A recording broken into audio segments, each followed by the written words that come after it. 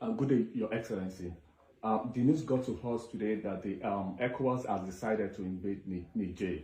What is your opinion on this, sir? Well, thank you very much. I believe that President Tinubu is not president of ECOWAS. I saw a press conference here in Washington, D.C. that the president of ECOWAS have declared that ECOWAS service chiefs should move to war. And that is not Nigeria, but I'm still having my reservation that Nigeria should join ECOWAS to go to war.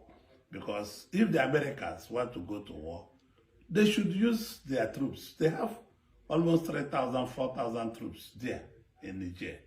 They don't need to say, we will give you money, President Tinubu, we will give you arms, just go and fight. It is dangerous to fight in our backyard. You don't know where this fight will end. Nobody knows who is sponsoring this fight. I think the advisors of President Tinubu, which I'm also one of them, will continue pleading on him not to join that fight. Since Nigerian Senate have already said, no, you can't go to war, and he needs authorization of the Senate to go to war. So I don't think it's a good idea to go to war. What they should go to the juntas to do now to put a democratic process plan. They should give us a plan for 1 year, 6 months, 2 years plan to return to civil democratic process. Since they said the president of Niger, President Bushom, have already resigned.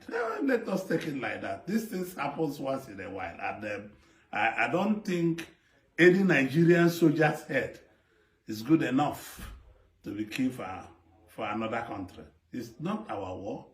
It's an internal affair. It's an internal problem of Niger people. I hope my president and my friend and my brother will understand that this is not our war. We have nothing to fight those people for. I want him not to listen to the US. I'm a friend of the US. I'm a friend of Israel. I'm a friend of UK. This is the first time I would like President Tinubu to disobey the US. It's not the right thing to do. We are not going to go to war. Let US and Nigeria and France have a transitional program with the soldiers. They are Niger people.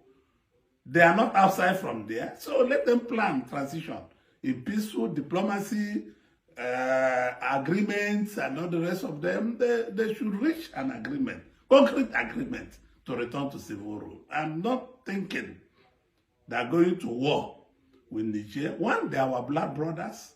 Secondly, it is very dangerous. You don't know who will join the war. They might invade Nigeria. We already have a lot of problems with our minerals along those borders. And nobody should attempt taking us into war.